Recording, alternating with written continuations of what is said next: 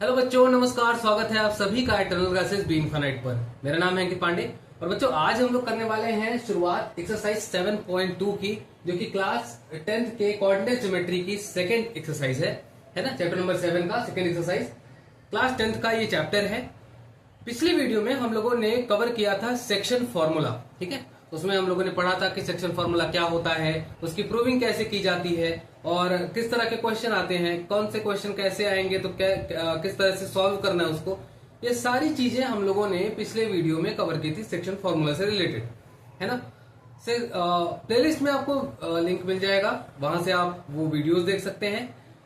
पिछली एक्सरसाइज जो 7.1 थी उसके सारे क्वेश्चन भी आपको उस डिस्क्रिप्शन बॉक्स में मिल जाएंगे। आज हम लोग सेक्शन फॉर्मूला से रिलेटेड इस एक्सरसाइज की शुरुआत करने वाले हैं। अगर आपने पिछला वीडियो देखा है तो आपको घबराने की जरूरत नहीं है, पर अगर आपने नहीं देखा है तो हम एक बार शुरुआत में थोड़ा सा रिवीजन कर लेते हैं कि सेक्शन फॉर्मूला क्या होता है और फिर आगे बढ़ते हैं।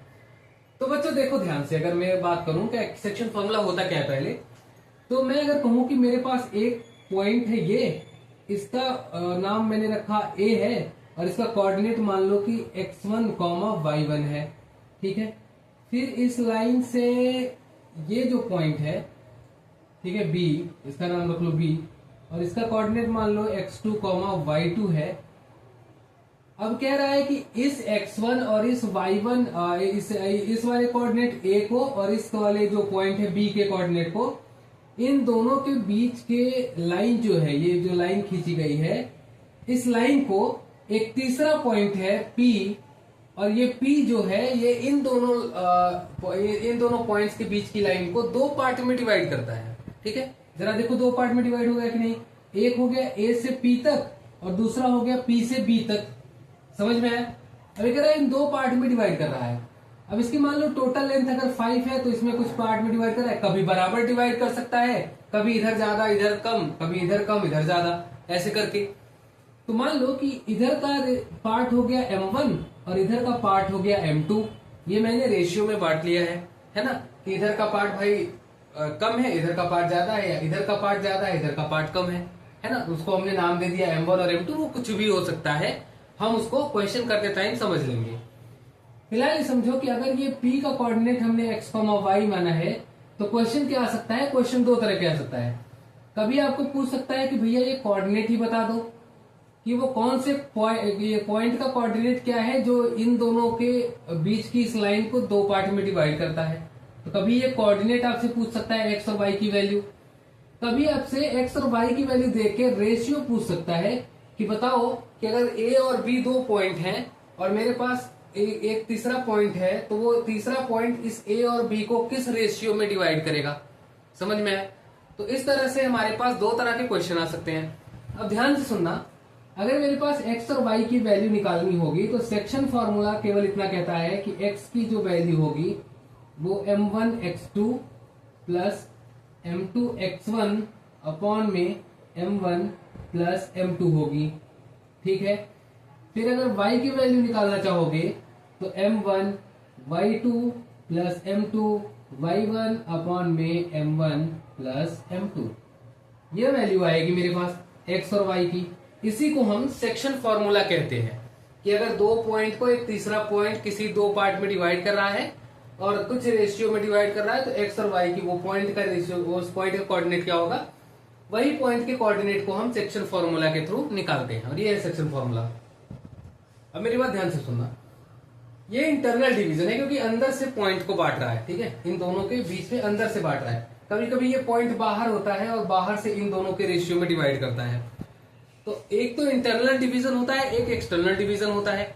एक्सटर्नल डिवीजन में क्या होगा फॉर्मूला भैया, एक्सटर्नल डिवीजन में कुछ नहीं होगा बच्चे, बस यहाँ पे माइनस लगा देना, ठीक है, समझ गए। तो कभी प्लस होता है कभी माइनस। अब समझो कि इस फॉर्मूले को लेके हमको लगाना है क्वेश्चन, और ये है मेरा पहला क्वेश्चन, ठीक है। पढ़ोगे क्वेश्चन और लगाना शुरू करेंगे।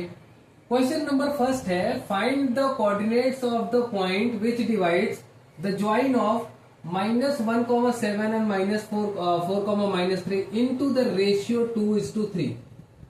ठीक है, मेरे पास दो पॉइंट है, -1,7 है और 4,-3 है। ये कह रहा है इस दोनों पॉइंट के बीच की जो लाइन है उन लाइंस को एक तीसरा पॉइंट है वो डिवाइड कर रहा है, और किस पार्ट में डिवाइड कर रहा है, एक तरफ 2 एक तरफ 3, ठीक है। यानी m1 और m2 की वैल्यू बच्चे 2 और 3 है। कह रहा बताओ उस पॉइंट का कोऑर्डिनेट क्या होगा, यानी x, y, इस पॉइंट का कोऑर्डिनेट पूछा है, इसमें x और y की वैल्यू पूछी है, निकाल लोगे। तो चलो शुरू करते हैं लगाना। शुरू कैसे करेंगे बच्चे, तो मान लेते हैं लेट द पॉइंट P के कोऑर्डिनेट को हम मान लेते हैं x, y, जो कि डिवाइड करता है, डिवाइड्स, इस पॉइंट को हम a मान लेते हैं, divides a -1,-7 and point B मान लेते हैं इस दूसरे पॉइंट को, इसका नाम है 4,-3 इन द रेशियो 2:3, ठीक है। अब जरा मेरी बात ध्यान से सुनना, मेरे पास ये एक पॉइंट है A और ये एक पॉइंट है B, ठीक है। मेरे पास A और B दो पॉइंट है। A का कोऑर्डिनेट मेरे पास दिया हुआ है -1,7 और B का कोऑर्डिनेट मेरे पास दिया हुआ है 4,-3, और बोला एक तीसरा पॉइंट है P, उसका कोऑर्डिनेट मुझे नहीं पता, तो मैंने माना है x, y, वो इन दोनों को दो रेशियो में डिवाइड कर रहा है 2:3, मतलब यहाँ 2 है, यहाँ पे 3 है, ठीक है। अब मुझे बस कुछ नहीं करना है, तुमको यहां से देख के वैल्यू बतानी है। तो A का कोऑर्डिनेट मैं मान लूंगा, ये है x1 और ये है y1, ये है x2, ये है y2, ये बच्चे m1 है और ये क्या है, m2 है। बस कुछ नहीं करना है, अब सेक्शन फॉर्मूला लगा दो, ये वैल्यू रखो, आंसर निकालो। तो x की वैल्यू निकालते हैं। x इक्वल्स टू हो जाएगा m1 x2 plus m2 x1 upon में m1 प्लस m2। यहां से वैल्यू रखो बच्चे। m1 की वैल्यू कितनी है, m1 की वैल्यू है 2 इंटू x2 की वैल्यू कितनी है 4 प्लस m2 की वैल्यू कितनी है 3 इंटू x1 की वैल्यू कितनी है, तो x1 की वैल्यू -1, ठीक है। अब जरा देखो ये कितना आएगा, अपॉन में m1 प्लस m2 यानी 2 प्लस 3, ठीक है। अब देखो x की वैल्यू निकालो, 2 4 जा 8 है ना, और 3 1 जा 3, तो माइनस का 3 अपॉन में 2 प्लस 3 इज 5। यहां से देखोगे तो 5 अपॉन में 5 यानी कि कट जाएगा तो बचेगा 1, यानी कि x की जो वैल्यू आई है वो आई है 1, ठीक है। अब इसी तरह y की वैल्यू निकालो। y की वैल्यू क्या आएगी, y की वैल्यू आएगी m1 y2 plus m2 y1 upon में m1 प्लस m2। रखो वैल्यू, y की value m1 is 2 into y2 देखो यहां से क्या है, y2 is -3 plus m2 is 3 और y1 की वैल्यू बताओ, y1 इज 7 अपॉन में m1 प्लस m2 यानी कि 2 प्लस 3। अब देखो y की वैल्यू क्या है, y की वैल्यू इज 2 3 जा 6 बट माइनस का 6, और इसको करोगे तो 7 3 जा 21 अपॉन में 5, 21 माइनस 6 इज 15 है ना, और अपॉन में 5 काट दोगे तो इसको 3 बचेगा, यानी कि y की वैल्यू 3 आई है, x की वैल्यू कितनी आई थी 1 आई है। तो मेरे पास जो कोऑर्डिनेट आएगा p का, वो p की वैल्यू कितनी आएगी, वो p की वैल्यू आएगी 2,3, यानी कि 2,3 वो कोऑर्डिनेट है जो a और b को 2:3 के रेशियो में डिवाइड करेगा, ठीक है। समझ आया बच्चों, तो ऐसे निकालनी है तुमको x और y की वैल्यू, है ना। ध्यान से सुनना। अच्छा एक चीज यहाँ पे नोट करना, कहीं भी तुमको क्वेश्चन में इंटरनल डिवीजन नहीं लिखा था, है ना, और ना ही एक्सटर्नल डिवीजन लिखा था।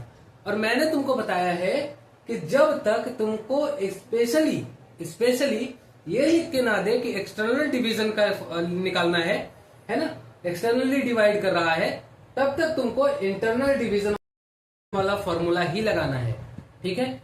तब तक ये मान के चलना है कि ये इंटरनल डिवीजन कर रहा है। जब ये बोलेगा कि एक्सटर्नली डिवाइड कर रहा है, तभी एक्सटर्नल डिवीजन का फॉर्मूला तुम लगाओगे। समझ में आया? नहीं तो ज्यादातर तुमको फॉर्मूला किसका लगाना है, इंटरनल डिवीजन का। तो ये हमारा क्वेश्चन नंबर 1 है, स्क्रीनशॉट ले लो अच्छे से, ठीक है। नेक्स्ट वीडियो में हम लोग सॉल्व करेंगे क्वेश्चन नंबर 2। ठीक है, चलिए बच्चों, तो मिलते हैं नेक्स्ट वीडियो में। Thank you so much.